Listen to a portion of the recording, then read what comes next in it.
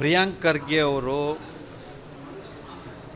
ತಮ್ಮ ಇಲಾಖೆಯ ಸಾಧನೆಯನ್ನು ರಾಜ್ಯದ ಜನರ ಮುಂದೆ ಇಡಬೇಕು. 3 ವರ್ಷ ಗ್ರಾಮೀಣಾಭಿವೃದ್ಧಿ ಸಚಿವರಾಗಿ ಏನು ಮಾಡಿದ್ರಿ ಅನ್ನೋ ಸಾಧನೆಯನ್ನು ಜನರ ಎದುರಿಗೆ ಇಡಿ. ಈಗ ಹೊಸ ಜವಾಬ್ದಾರಿ ಬಂದಿದೆ, ಅದನ್ನು ಚೆನ್ನಾಗಿ ಮಾಡೋದು ಹೇಗೆ ಅನ್ನೋದನ್ನು ನೀವು ಜನರ ಎದುರಿಗೆ ವಿಷಯ ಇಡಿ.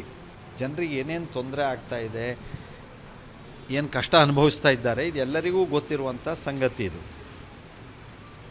ಅದನ್ನು ಯಾವುದನ್ನು ಏನೂ ಹೇಳದೆ ಬಾಯಿ ಚಪಲಕ್ಕೆ ಕೇವಲ ಆರೋಪದ ಮಾತುಗಳನ್ನು ಹೇಳೇ ತಾನು ದೊಡ್ಡವನಾಗಬೇಕು ಅನ್ನುವಂಥ ಕನಸನ್ನು ಕಂಡ್ರೆ ಅದು ನನಸಾಗೋದಿಲ್ಲ.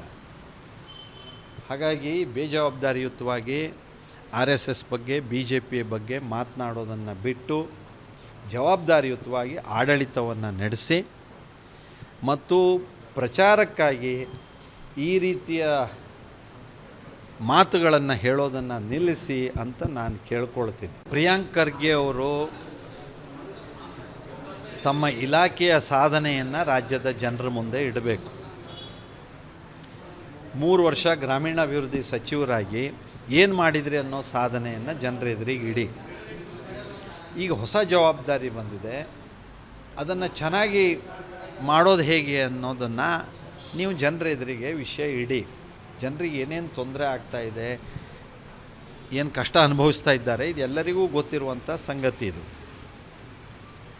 ಅದನ್ನು ಯಾವುದನ್ನು ಏನೂ ಹೇಳದೆ ಬಾಯಿ ಚಪಲಕ್ಕೆ ಕೇವಲ ಆರೋಪದ ಮಾತುಗಳನ್ನು ಹೇಳೇ ತಾನು ದೊಡ್ಡವನಾಗಬೇಕು ಅನ್ನುವಂಥ ಕನಸನ್ನು ಕಂಡ್ರೆ ಅದು ನನಸಾಗೋದಿಲ್ಲ. ಹಾಗಾಗಿ ಬೇಜವಾಬ್ದಾರಿಯುತವಾಗಿ RSS ಬಗ್ಗೆ BJP ಬಗ್ಗೆ ಮಾತನಾಡೋದನ್ನು ಬಿಟ್ಟು ಜವಾಬ್ದಾರಿಯುತವಾಗಿ ಆಡಳಿತವನ್ನು ನಡೆಸಿ ಮತ್ತು ಪ್ರಚಾರಕ್ಕಾಗಿ ಈ ರೀತಿಯ ಮಾತುಗಳನ್ನು ಹೇಳೋದನ್ನು ನಿಲ್ಲಿಸಿ ಅಂತ ನಾನು ಕೇಳ್ಕೊಳ್ತೀನಿ.